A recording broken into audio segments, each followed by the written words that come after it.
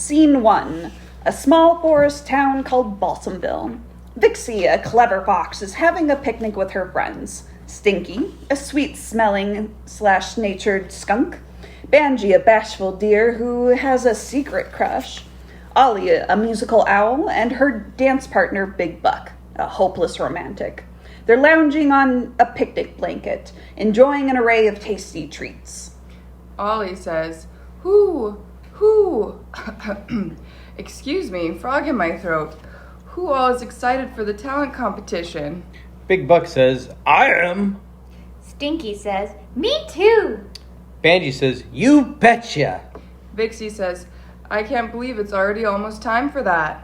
Narrator says, ah, yes. There are only 2 more days until the greatly anticipated talent show, Balsamville's Best. Woodland creatures always came from near and far to compete in this prestigious show each year. Ollie and her dance partner, Banji, were particularly excited.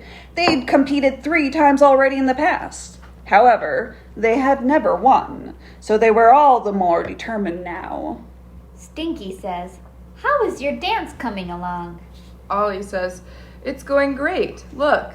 Ollie motions to Big Buck. They move off to the side of the blanket to show off a little bit of their dance. The woodland friends applaud enthusiastically. Stinky and Banji give a small bow before sitting again. Stinky says, you guys are gonna win this time. I can feel it in my gut. Stinky lets out a little fart. She farts out a flower. Stinky says, whoops, sorry. That might have actually been a fart I was feeling.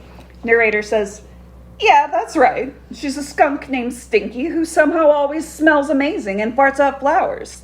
Deal with it. Stinky farts another flower.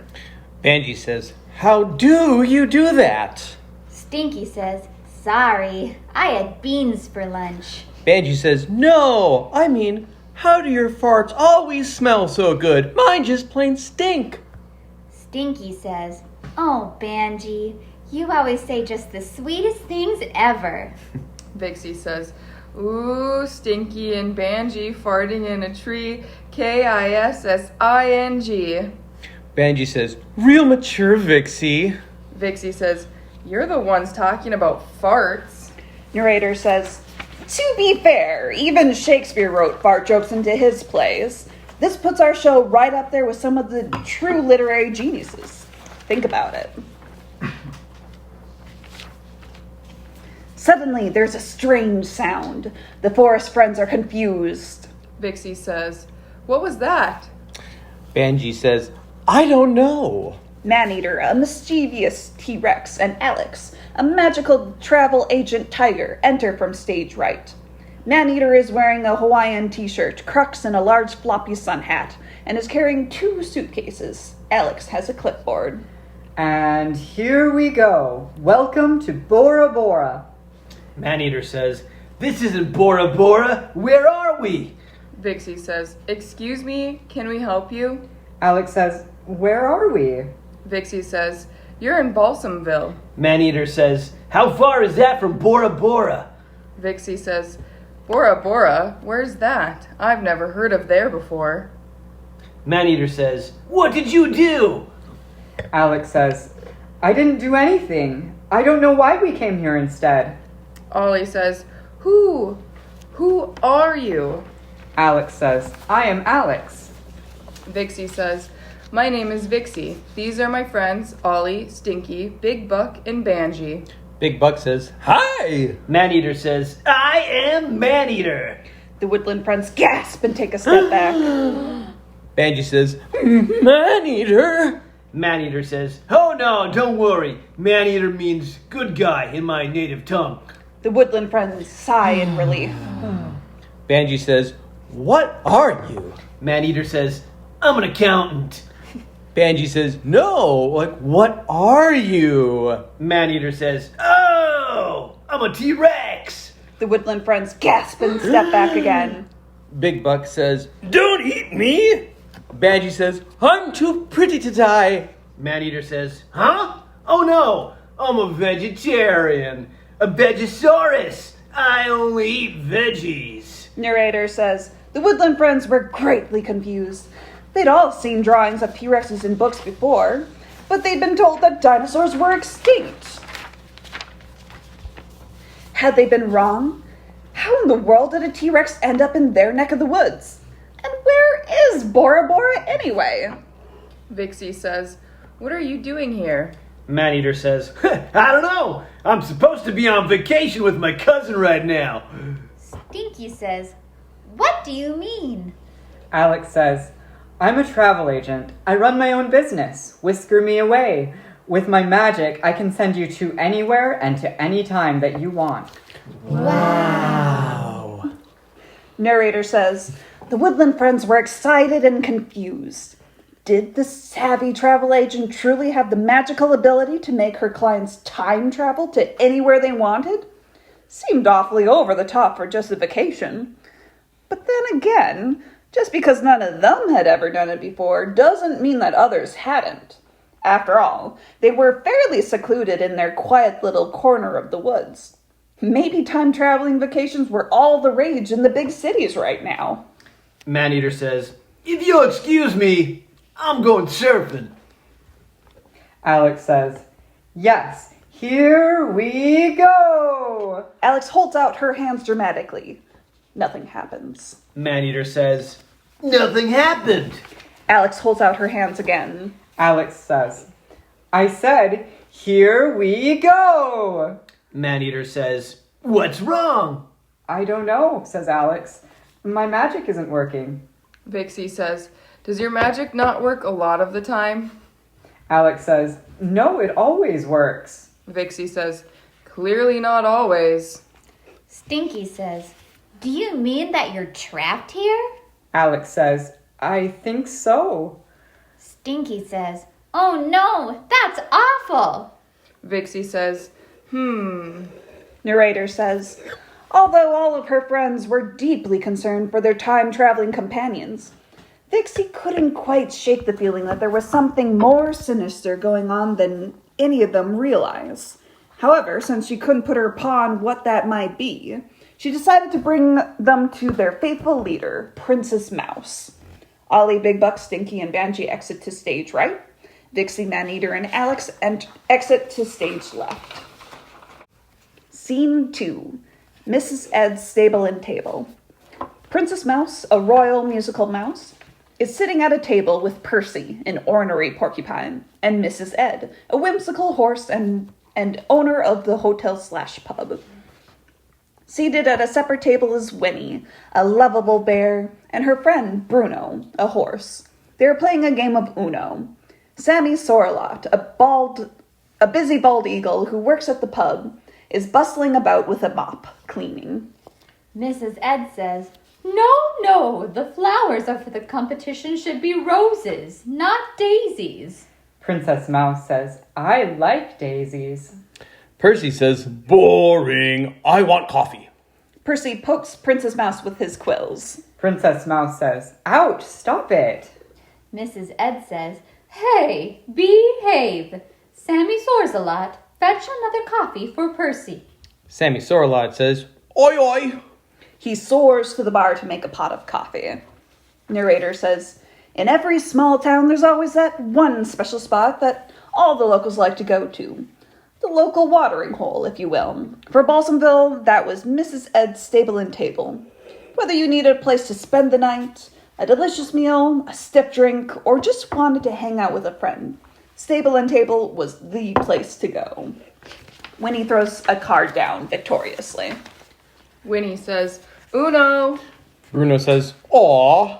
Bruno throws his cards down and pouts. Vixie, Maneater, and Alex enter from stage left. Princess Mouse says, hi, Vixie. Who are your friends? Vixie says, Maneater, Alex, this is Princess Mouse. She runs our town. Princess Mouse says, hello. Maneater says, we're in a real pickle. We need help. Narrator says, Vixie, Maneater, and Alex quickly explain their predicament to Princess Mouse, with the hopes that their royal leader might have a solution. Alas, this was a predicament that neither Princess Mouse nor anyone else in Balsamville had ever encountered before. Mrs. Ed says, You can time travel? Bruno says, wow. Winnie says, That's cool. Maneater says, but now we're stuck. Alex says, someone is blocking my magic. Vixie says, but who would do such a horrible thing? Right then, David Harleyson, a tough-looking lion, and his girlfriend, Bella, a sassy bunny, enter from stage left. They look like trouble in their black leather jackets. Narrator says, you know what they say, if it looks like trouble, it probably is. David Harleyson says, what do you think, Bella? Shall we stay here tonight? Bella looks around, unimpressed. She waves a hand. Bella says, meh. David Harleyson says, it's this or a tent. Bella says, meh. Mrs. Ed says, who are you? David Harleyson says, I'm David Harleyson. This is Bella. Percy says, who cares? Where's my coffee? Percy pokes Mrs. Ed with his quills. Mrs. Ed says, ouch, stop it. You'll get your coffee. Sammy Sorrelot quickly soars over to Percy with his coffee. Percy pokes him with his quills. Sammy Sorrelot jumps. Sammy Sorrelot says, ouch! Princess Mouse says, put those quills away, Percy. Who are you? David Harleyson says, we're new in town. Narrator says, and it gets worse. David Harleyson says, we're just passing through. Need somewhere to stay tonight.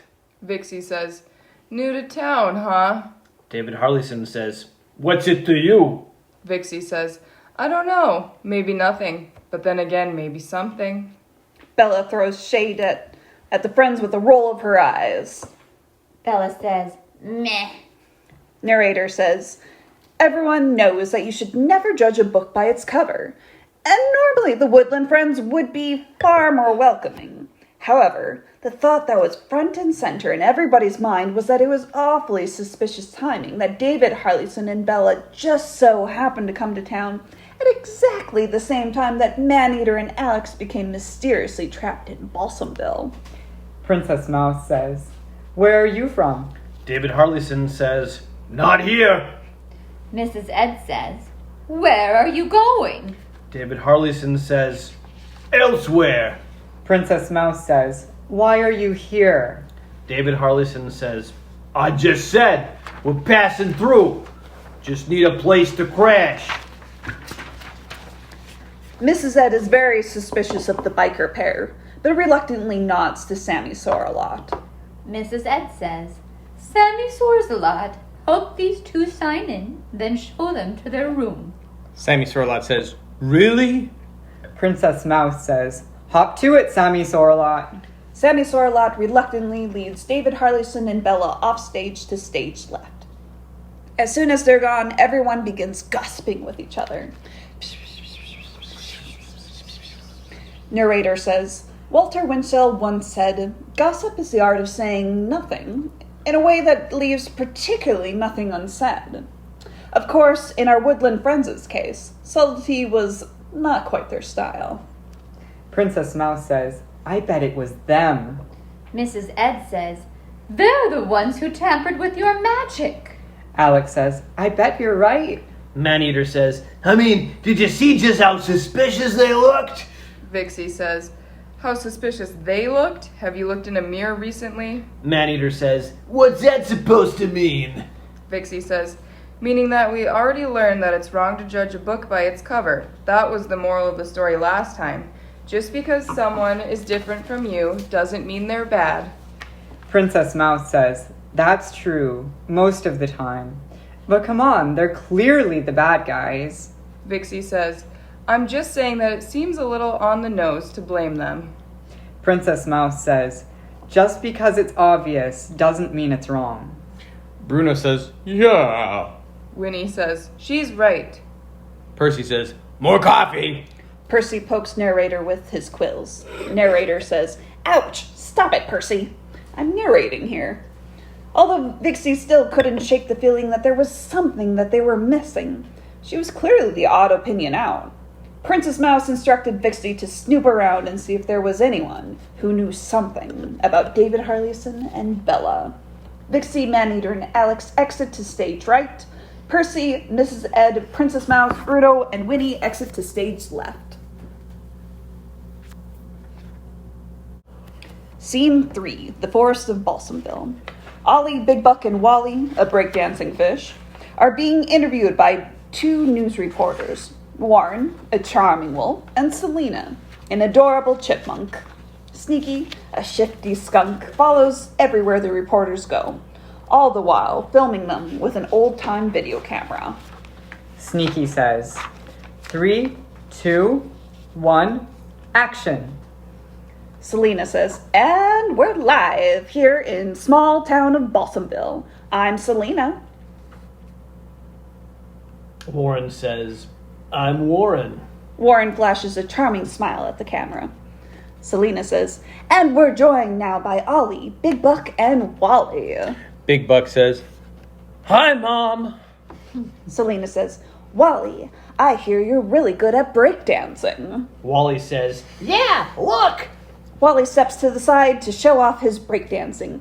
Warren and Selena are impressed. Warren says, Wow. Ollie and Big Buck are all the more worried. Big Buck says, Oh, man.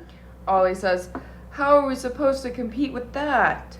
Narrator says, as Ollie and Big Buck watched the star reporters from Channel 8 fawn over Wally's performance, they couldn't help but to start to lose hope of ever winning. But they just had to win. They had to. They'd been training for 3 years now. They wanted that prize so badly they could taste it. Vixie, Maneater, Alex, Banji, and Stinky enter from stage right. Selena, Warren, and Sneaky continue to pantomime being interviewed. Don't use words. Stinky says, Hey, is that Selena and Warren from Channel 8 News interviewing Wally right now? Ollie says, Who cares? We could have been interviewed if we wanted to. Big Buck says, We didn't want to. Banji says, Kinda sounds like you two are jealous. Ollie says, Us? Jealous?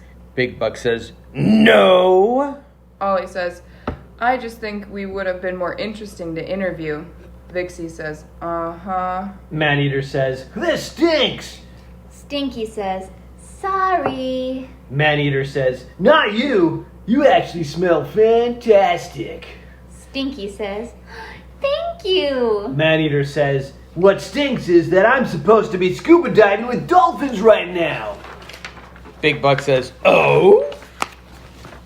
Narrator says, Maneater then regaled them with elaborate stories of the exciting adventures that he was supposed to be enjoying with his cousin in Bora Bora. After scuba diving with dolphins, they were supposed to go cliff jumping off a secluded waterfall, kayaking with sea otters, and eating the best, most exotic foods around. The Woodland friends were fascinated, but none were more starry-eyed than Ollie the owl. Ollie says, Oh, wow, you get to do all that? Maneater says, I was going to, but now we'll have to sell my vacation package. Stinky says, How much was it? Alex says, $22,000. Ollie says, Ouch. Alex says, but since not all of the tickets can be reimbursed, we can only sell it for $200. Vixie says, $200? That's practically a steal. Ollie says, Oh, I wish I could buy the vacation from you. Vixie says, $200 may be way cheaper than $22,000, but it's still a lot of money for you. Do you even have that much? Ollie says, Yes and no. That's how much the registration fee for the talent contest costs. Stinky says, Yeah, but that money is for the contest, so you don't have enough for the vacation. Ollie says, I guess, but I really wish I did. Alex says, Hey, have you guys seen those 2 mean-looking strangers? Big Buck, with the black coats? Selena says, I saw them when they first arrived. Vixie says, And? Selena says, they were super sketchy. Stinky says, Why do you say that? Selena says, I don't know. They were acting shifty, like they didn't want anyone to see them. Vixie says, Is that all? Selena says, "Oh, they were on a motorcycle, and everyone knows that only bad guys ride motorcycles." Vixie says, I don't think that's actually true. Narrator says, Vixie realized that she wasn't going to gather any concrete facts about the leather-wearing strangers by talking to her friends. She had to go straight to the source if she ever hoped to discover if their shifty strangers were the meddling menaces that everyone had pegged them to be. So she decided to return to Mrs. Ed's stable and table to confront them herself. Ollie and the others, however, decided to hang back because they had more questions for Maneater about the fantastical vacation packages that Alex sold through Whisker Me Away. Vixie exits to stage left. Everyone else exits to stage right. Scene 4. Mrs. Ed's stable and table. Princess Mouse, Mrs. Ed, and Percy are seated together at their table. Sammy Sorlot soars about, setting up decorations for the competition. Winnie and Bruno are playing another card game. Winnie says, got any fives? Bruno says, "Go fish." Winnie grumbles to herself as she picks up a card. Vixie enters from stage left. Mrs. Ed waves her over. Mrs. Ed says, Vixie, come join us. Vixie joins them at their table. Princess Mouse says, "What have you found out?" Vixie says, not much.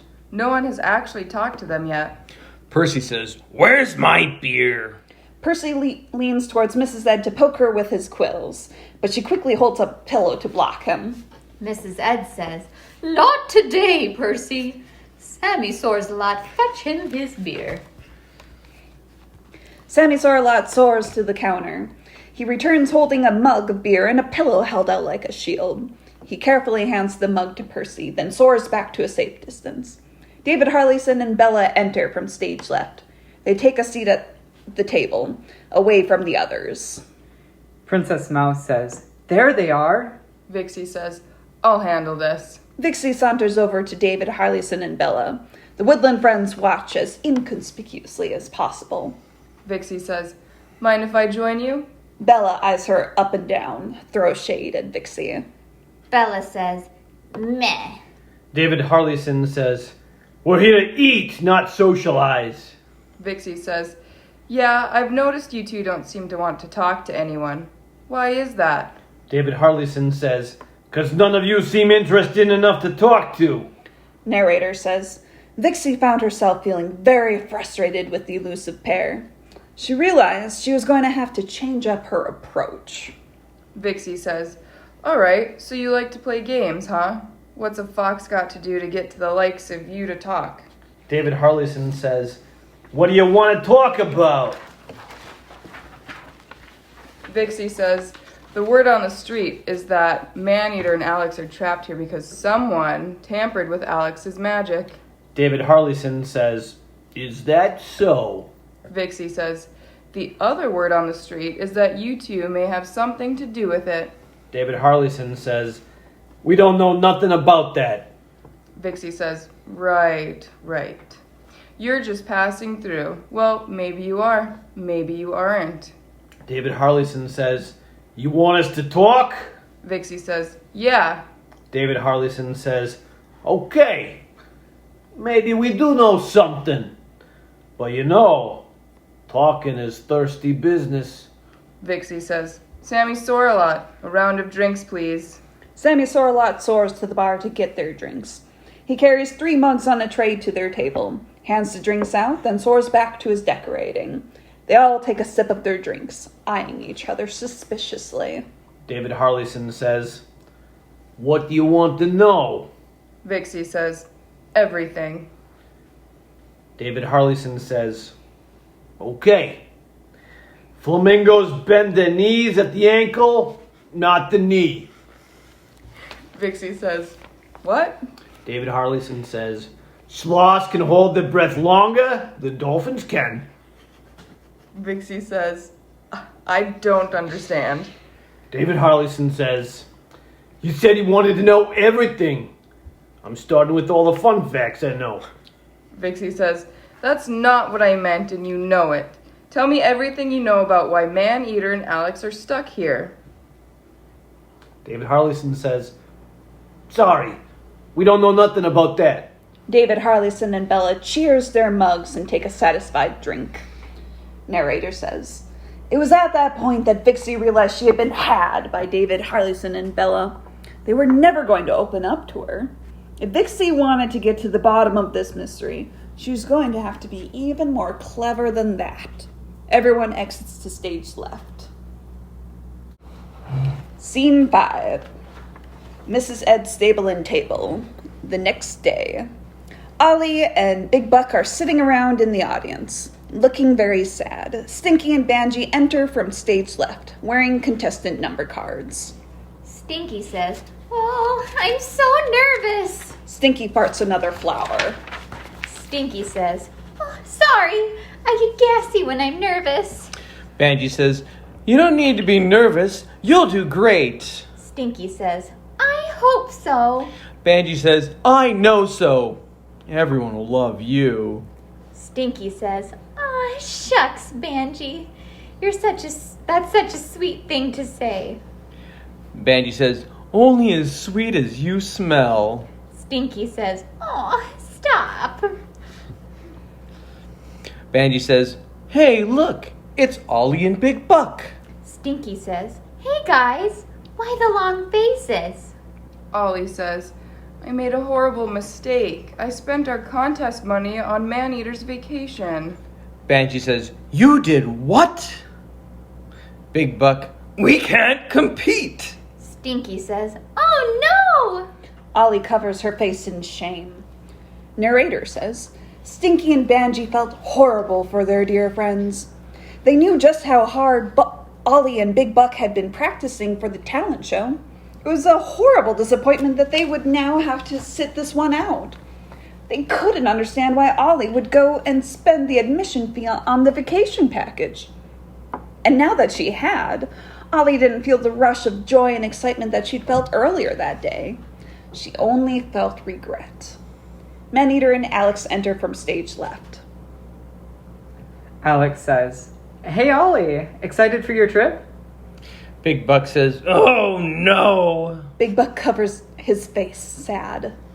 Ollie says, I messed up. I shouldn't have spent that money. Can I please return the trip?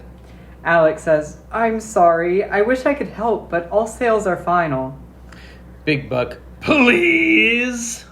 Alex says, I'm sorry. I already submitted the paperwork. There's nothing I can do anymore. Maneater and Alex exit to stage left. The forest friends are distraught.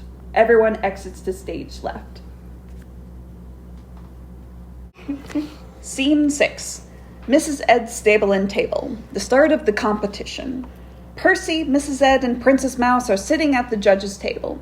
Warren, Selena, and Sneaky are waiting by the stage. Ollie, Big Buck, Sammy Sorlot, Winnie, Bruno, and Vixie are waiting in the audience for the show to begin. Wally, Stinky, and Banji are waiting off to the side to compete. Narrator says, the time had finally come. Balsamville's best was mere minutes away from beginning, and Ollie was wrestling with the largest case of buyer's remorse possible. When she had signed away her and Big Buck's admission fee money to purchase Maneater's vacation, she had truly thought that she would be foolish not to do so. This was a once-in-a-lifetime opportunity, after all. There was no way that she could ever save up $22,000 for her own time traveling vacation. So if she didn't go for it right then and there, she would never get another chance again. She'd gotten so caught up in the excitement, she momentarily lost sight of just how important Balsamville's best really was to both her and Big Buck. Ollie couldn't have felt worse. Not only had she let herself down, even worse, she had let her best friend down. Big Buck says, I'm so sad. Ollie says, I'm so sorry, Big Buck. I never should have bought that vacation. Big Buck says, I want to dance. Ollie says, so do I. Vixie says, surely there must be something that we can do. There's still a few minutes until the contest begins. If we can convince Alex to tear up the contract, you can still compete. Ollie says, It's too late. Vixie says, maybe, but I'm not ready to give up just like that. Maneater and Alex enter from stage left and take a seat in the audience. Alex says, how exciting! I've never seen a talent show before. Vixie says, Alex, we need to talk. Alex says, what? Vixie says, you simply must let Ollie return the vacation package. That money was being saved for the competition. Alex says, I'm sorry, but my hands are tied. Vixie says, surely there's some sort of deal that you two can come to. Alex says, I'm afraid there really isn't. Mrs. Ed rings a bell to get everyone's attention. Princess Mouse says, welcome one and all to the 32nd annual talent show. The woodland creatures applaud. David Harleyson and Bella enter from stage left to watch the show. Princess Mouse says, hey you, yeah, you two. David Harleyson says, what do you want? Princess Mouse says, what are you doing here? David Harleyson says, heard there was a show going on. We wanted to check it out. Mrs. Ed says, check it out. Or sabotage it. David Harleyson says, why would we want to do that? Mrs. Ed says, I don't know.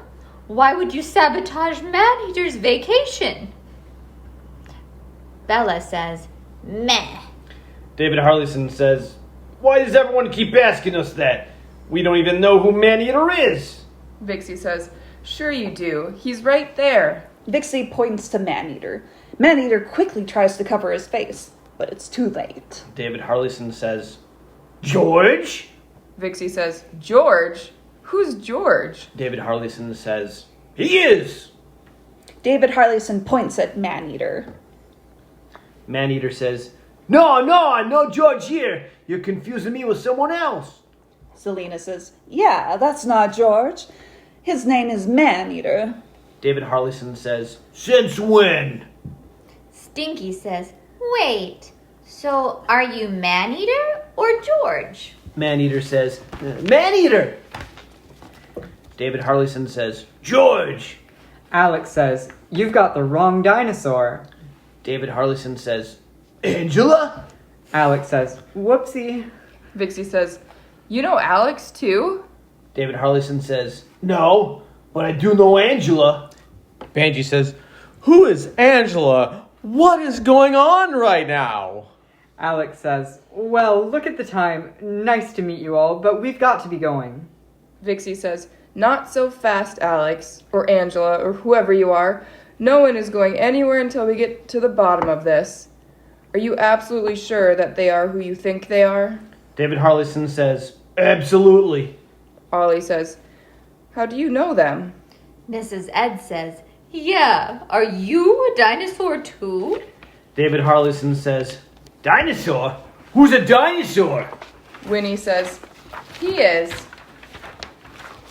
David Harleyson says, no, he's not. He's a Komodo dragon.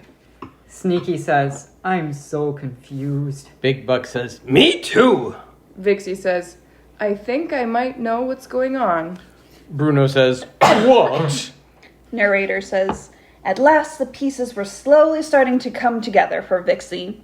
She explained to the woodland friends that if Maneater was actually George, and George was actually a Komodo dragon, then that would have to mean that George had been lying to them the entire time about being a T-Rex. But why would he lie about such a strange thing? What was there to gain? And if David Harleyson was right about George, he had to also be right about Alex not being Alex, but rather Angela instead. After a little more cross-examination, it was finally revealed that not only had George and Angela lied about who they were, they'd lied about everything. There was no Whisker Me Away travel agency, and Maneater, or rather George, had not time-traveled to Balsamville. It was all one big scam. Alex, or Angela, didn't have any magic, and she wasn't a travel agent. They had made the whole thing up just so they could sell a vacation that didn't even exist. Princess Mouse says, shame on you. Stinky says, how could you do such a horrible thing? Vixie says, Yeah, haven't you guys ever heard of the golden rule? How would you like it if someone tricked you and then stole your money? Alex says, I guess I wouldn't like that. Ollie says, we can't compete because of you. Banji says, yeah, and they've been practicing really hard. Maneater says, I know. I'm sorry. Alex says, we didn't mean to hurt anyone. We just wanted the money. Selena says, well, you did hurt them, and you should be ashamed. Alex says, is there anything we can do to make things better? Ollie says, no, it's too late. Vixie says, actually, maybe not. Princess Mouse, if Angela gave the money back to Ollie, could she and Big Buck still compete in the talent show? Princess Mouse says, the competition has technically already begun, and that is against the rules. Big Buck and Ollie are sad and disappointed. Big Buck says, oh man. Princess Mouse says, however, given these unusual circumstances, I think an exception could be made just this one time. Big Buck says, really? Ollie says, we can still compete in the talent show? Princess Mouse says, yes, you can. Everyone cheers loudly with joy. Narrator says, and just like that, all was once again good in Balsamville. George and Angela gave back the $200 that they had stolen. Ollie and Big Buck were able to re-enter the talent competition, and everyone apologized to David Harleyson and Bella for blaming them for something that they hadn't even done. But even more important than all of that, everyone had been reminded of a very important lesson that day. Always do unto others as you'd have them do unto you. A moral that more of us need to remember more often. Princess Mouse says, enough talking already. We've got a talent show to put on. Everyone cheers and then does a group dance and song.